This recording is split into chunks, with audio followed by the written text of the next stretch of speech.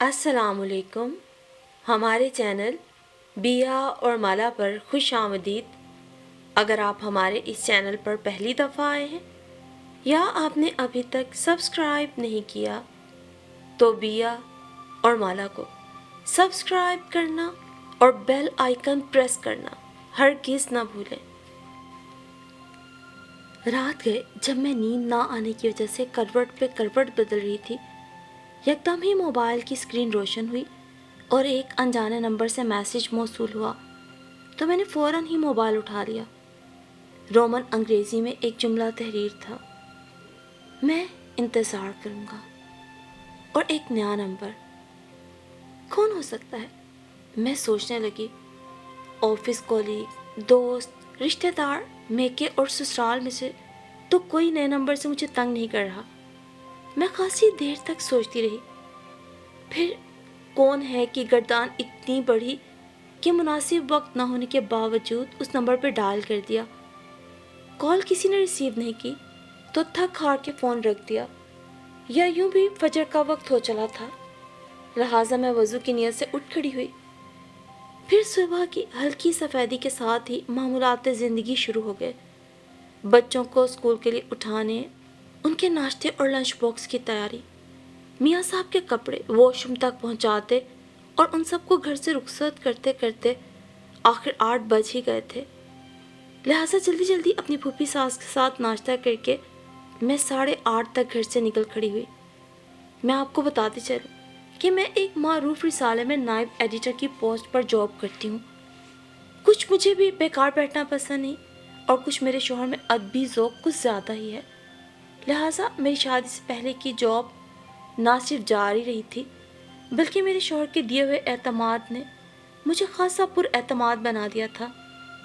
رہی گھریلو مصروفیات تو ان کا بھی حل نکال ہی لیا تھا. کچھ اس طرح کہ نوید میرے شوہر کی پھوپھو بیوہ ہونے کے بعد سے ہمارے ساتھ تھیں. لہٰذا مجھے ان کی وجہ سے بچوں کی طرف سے خاصی بے فکری میسر آ گئی تھی. وہ بالکل دادی کی طرح ہی ہمارے بچوں سے محبت کرتی تھی. اس روز آفس میں بھی کام کچھ زیادہ تھا. واپسی میں کچھ دیر ہو گئی، لہٰذا آفس سے ہی فون کر کے میں نے بچوں کو بتا دیا تھا.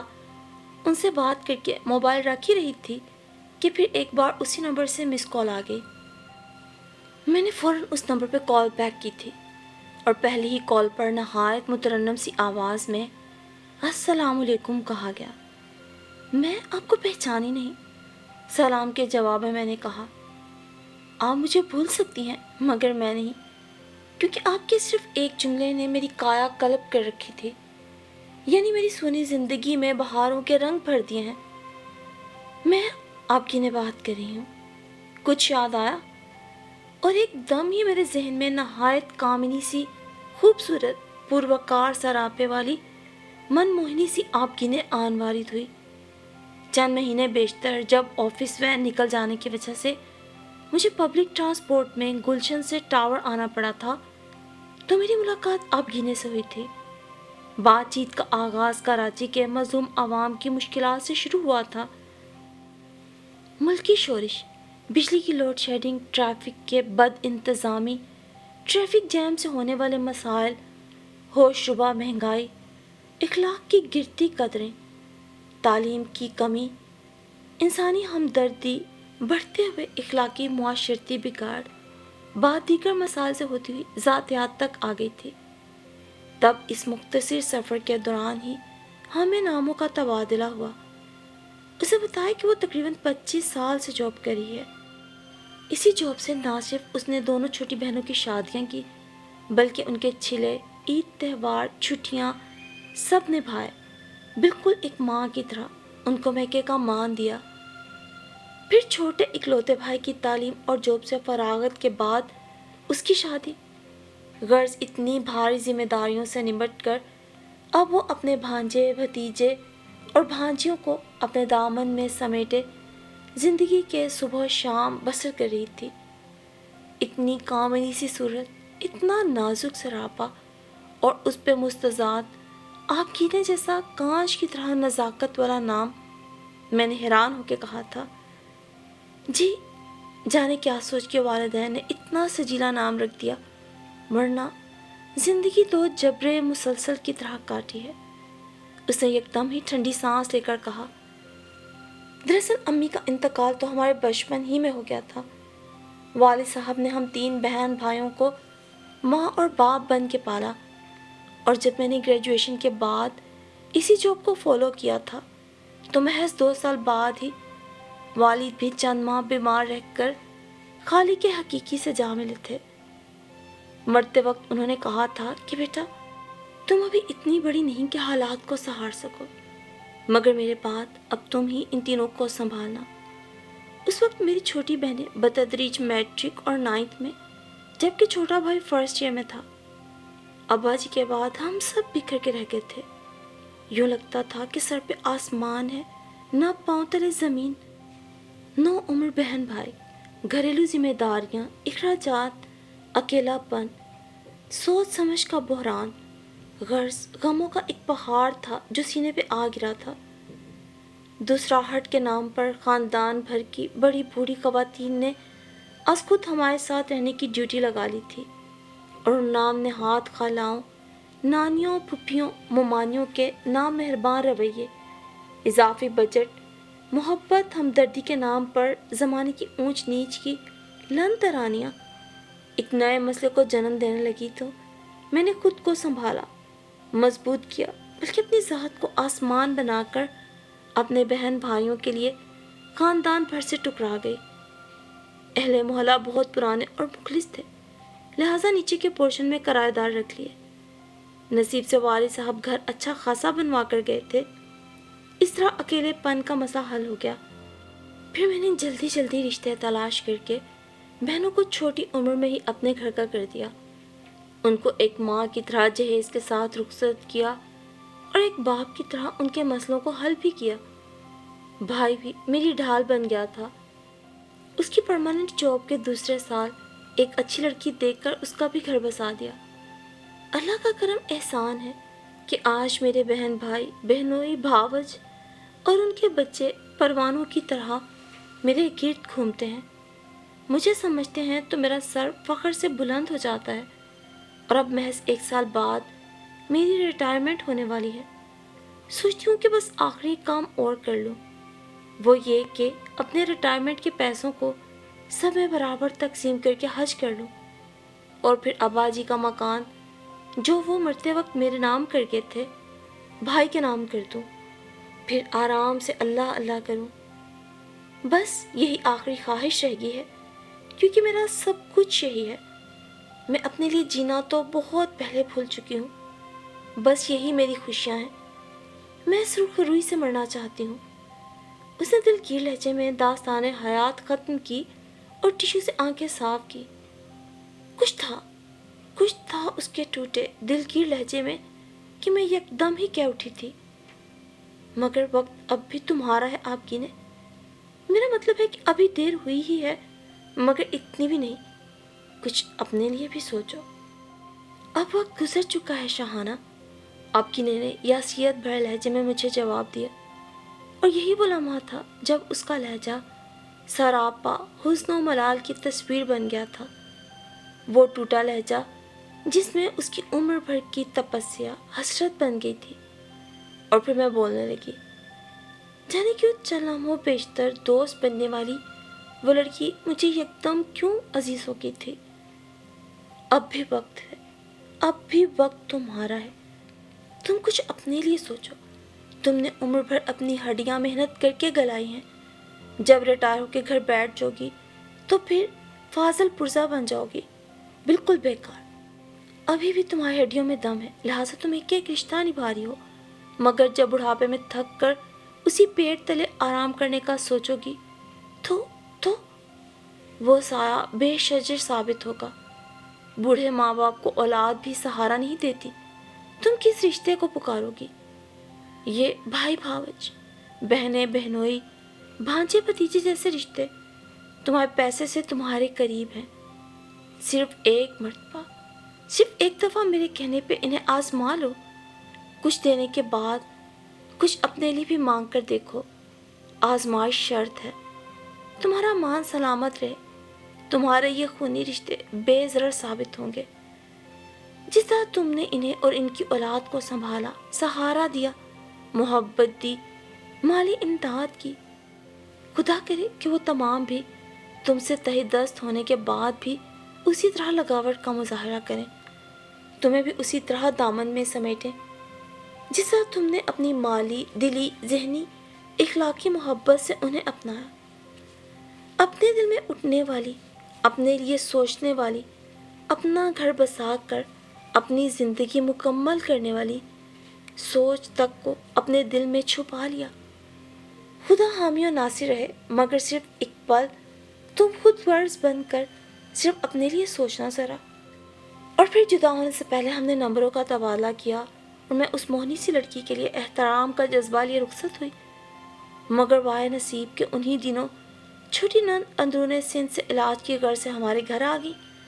ان کے ساتھ ہسپتالوں کے چکر، ان کے آپریشن، بچوں کے ایگزامز، خاندان بھر سے آنے والے عیادت کرنے والے مہمانوں کا سواگت، آفس کی مصروفیات، نوید کے آفس میں ہونے والی تبدیلیوں کے اثرات اس حد تک مجھ پہ پڑے کہ میرے کئی خاص کام التوا میں پڑ گئے۔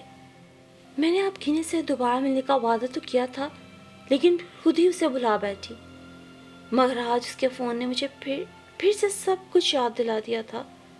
فون پہ ہی میں اسے گھر انوائٹ کر چکی تھی، خود وہ بھی مجھ سے ملنا چاہ رہی تھی، لہٰذا شام 7 بجے آنے کا وقت مقرر ہوا تھا۔ اور پھر شام میں وہ بالکل ٹھیک ٹائم پر اپنے شوہر کے ساتھ میرے گھر پہ موجود تھی، نہایت نفیس سے کام والے سوٹ میں ملبوس، لائٹ میک اپ میں وہ بہت پیاری لگ رہی تھی۔ اس کے شوہر کا نام اختر عثمانی تھا۔ ہم دونوں بچھڑی ہوئی سہیلیوں کی طرح وارفتگی سے ملی تھیں اور ریفریشمنٹ سے نمٹنے کے بعد آرام سے باتیں کر رہی تھیں۔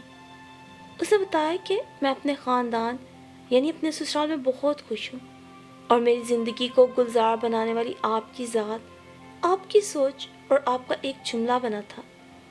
آپ کے کہنے پر صرف ایک پل میں نے اپنے لیے سوچا، بہت سوچا، اور پھر نہ چاہتے ہوئے بھی جب ایک ویکینڈ پہ سب جمع تھے، میں نے ان لوگوں سے مطالبہ کیا کہ میں اپنی پینشن خود اپنے تک محدود رکھنا چاہتی ہوں تاکہ دنیاوی مسائل سے عہدہ برآں ہو کر زیارت کعبہ کر سکوں، بقیہ زندگی سکون سے گزاروں، اور یہ کہ والد صاحب کے فیصلے کے مطابق یہ گھر میرے نام ہی رہنے دو۔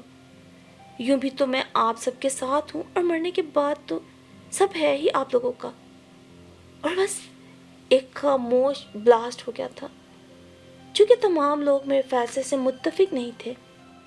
میری بہنوں اور بھائی نے تو سکوت کے چند وقت لمحوں کے بعد خود کو سنبھال لیا تھا، یا خون کا اثر رنگ لایا تھا، یا میری انتھک قربانیوں کے گواہ تھے وہ سب، لہٰذا میرے بھائی بہنوں نے تو فوراً میرا فیصلہ قبول کر لیا تھا، مگر اس طرح کہ ان کے لہجے کھوکھلے ہو گئے تھے۔ مگر بھاوش تو ببانگے دوہل غصے میں کمرے سے نکل گئی۔ یہ وہی بھاوش تھی جو آپا آپا کرتے زبان سکھاتی تھی، کیونکہ ان کے تینوں بچے شہر کے مہنگے ترین انسٹیٹیوٹس میں اعلیٰ کورسز کر رہے تھے، اور انہیں اپنے شوہر کے نام ہونے والا گھر بیچ کر ڈیفینس میں رہنے کا خواب ادھورا لگنے لگا تھا۔ چھوٹے بہنوں ہی پینشن کی ملنے والی رقم سے کاروبار کا منصوبہ بنائے بیٹھے تھے، بھانجیوں کو اپنی شادیاں خطرے میں نظر آنے لگی تھیں، اور بھانجوں کو اپنا سٹیٹس بلند ہونے کا خواب بکھرتا نظر آ رہا تھا۔ غرض سالوں کی خود کو خوب جلا دینے والی تپسیا کا پھل مجھے لمحوں میں مل گیا تھا۔ بگڑتے چہرے، بدلتی نظریں، کھوکھلے لہجے، وہ محبت، وہ احترام، وہ انسیت، وہ لاڈ، سب کچھ بدل گیا شاہانہ۔ میں کیا بتاؤں آپ کو، میری آنکھوں سے سرکتے پردے، خوش فہمی کے اندازے، سب کچھ غائب ہو گیا تھا۔ میرے خون سے سینچنے والے درخت کے پھل کڑوے، کسیلے، ناپسندیدہ پھل کی صورت میں میری گود میں آ گرے تھے۔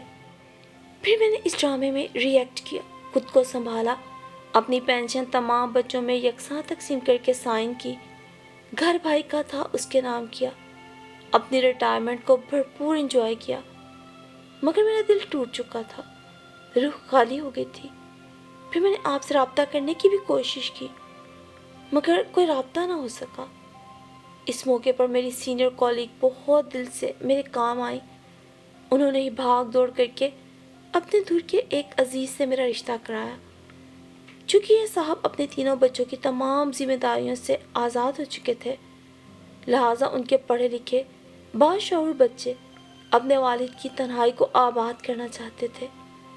خالی دامن خالی ہاتھ رہنے کے بعد یوں بھی میرے اپنے گھر میں اب کوئی حیثیت رہنے والی نہیں تھی، لہٰذا سوچ بچار کے بعد میرا ان سے نکاح کر دیا گیا اور اپنی ازدواجی زندگی کے 7 ماہ میں مجھے آسودہ حال شوہر کے اعتماد نے پھر سے زندگی کی بھاگ دوڑ میں شامل کر دیا۔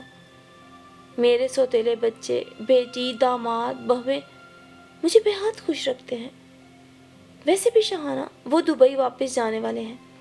بہو بیٹا اپنی چھٹیاں گزار کر پچھلے ہفتے ہی واپس امریکہ چلے گئے ہیں۔ میں اپنی نئی زندگی میں بہت خوش اور مطمئن ہوں، اور میری روکھی اور بے رونق زندگی کو گل رنگ سویرا دینے والی تو خدا کی ذات ہے، مگر اس زندگی میں شامل ہونے کا، سوچنے کا، قدم اٹھانے کا محرک صرف آپ کی ذات، آپ کا ایک جملہ ہے۔ سچ ہے کہ خدا جب چاہتا ہے، جس سے چاہتا ہے کام لے لیتا ہے۔ آپ کا وہ چند لمحوں کا ملنا، ایک دوسرے سے متاثر ہو کے حالات ڈسکس کرنا، پھر دنیا کے رنگ ڈھنگ کو دیکھ کر مخلصانہ مشورہ دینا، جو میرے اپنے بھی عمر بھر کی ارک ریزی کے بعد ختم ہو جانے تک بھی نہ سوچ سکے، وہ سوچ، وہ فیصلہ میرا پیر کامل بن گیا۔ اپنا گھر، اپنا شوہر، اپنا فخر، اپنا مان۔ مجھے اب معلوم ہوا ہے کہ عورت اس خوبصورت رفاقت کے بغیر ادھوری ہے۔ میں بھی اپنے شوہر کے ساتھ 15 دن بعد دبئی شفٹ ہو جاؤں گی، لہٰذا آپ سے ملنے، آپ کا شکریہ ادا کرنے حاضر ہو گئی تھی۔ آپ کی نے اپنی بات مکمل کی تو میں نے اٹھ کے نہال ہو کر خوشی سے اسے گلے لگا لیا، اس کی پیشانی پہ بوسہ دیا۔ میری پیاری آپ کی نے، میں بہت خوش ہوں کہ تم نے ایک بہتر فیصلہ کیا، خود کو قابل رحم حالت سے نکال کر ایک اچھی پوزیشن پہ لے گئی ہو۔ اس سب سے کچھ فرق نہیں پڑتا کہ زندگی کے کتنے سال بیت گئے، اس سے فرق پڑتا ہے کہ ابھی کتنے باقی ہیں۔ میں بہت خوش ہوں، اور ہاں، اب کبھی اپنی شاہانہ آپی کو نہیں بھولنا۔ ہم لوگ واٹس ایپ وغیرہ پہ روزانہ بات کیا کریں گے۔ اسی طرح کے کئی وعدے وعیدے اور زندگی کی اونچ نیچ کے بارے مشورے لیتی آپ کی نے رخصت ہو چکی تھی، اور میں خوش تھی کہ آپ کی نے خوش ہے، کیونکہ ہونا تو یہی چاہیے تھا جو اتنے عرصے سے نہیں ہو پایا تھا، اور اللہ تعالیٰ نے یہ سب میرے ذریعے سے کروایا۔ اس کے لیے میں اللہ کی بہت شکر گزار تھی۔ جب ہم اپنے باعث کسی کی زندگی میں سرور اور اطمینان دیکھیں تو کیا محسوس ہوتا ہے میں بتا نہیں سکتی۔ کسی کے لیے کچھ اچھا کر کے آپ خود دیکھیے گا، آپ خود کتنا اچھا محسوس کریں گے۔ یہی زندگی ہے۔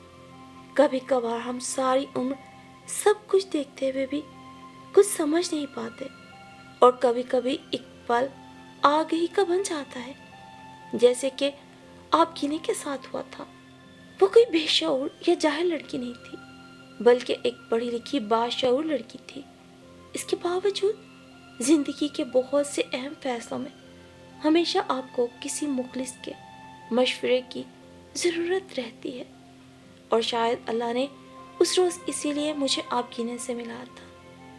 آپ گینے کی یہ کہانی میں آپ سب سے بھی اسی لیے شیئر کر رہی ہوں کہ شاید کوئی اور بھی، کوئی مرد یا عورت زندگی کے کسی ایسے ہی مقام سے گزر رہا ہو جہاں وہ دن رات اپنوں کے لیے ریاضت کر کے سمجھتا ہوگا کہ زندگی سنور جائے گی، مگر حقیقت اس کے بالکل برعکس ہے۔ آپ بھلے دوسروں کے لیے کچھ بھی کریں، اس میں کوئی آڑ یا رکاوٹ نہیں، مگر سب سے پہلے اپنی ذات سے مخلص ہو کر اپنے لیے بھلائی کا راستہ چنیں، اپنے لیے سوچیں۔ بھلے کوئی اس کو خود غرضی کہے، مگر آخر کار آپ کو اپنی ذات کے لیے ہی جواب دہ ہونا ہے۔ آپ کے ہاتھ میں آپ کا اپنا نامہ اعمال ہی آنا ہے۔ کسی نے آپ کے کسی بھی چھوٹے یا بڑے عمل کا وزن نہیں اٹھانا۔ تو پھر زندگی جیسی قیمتی ترین شے کو صرف دوسروں کی خود غرضی کی نظر کر دینا کوئی عقل مندی یا درویشی نہیں، بلکہ حماقت اور جہالت ہے۔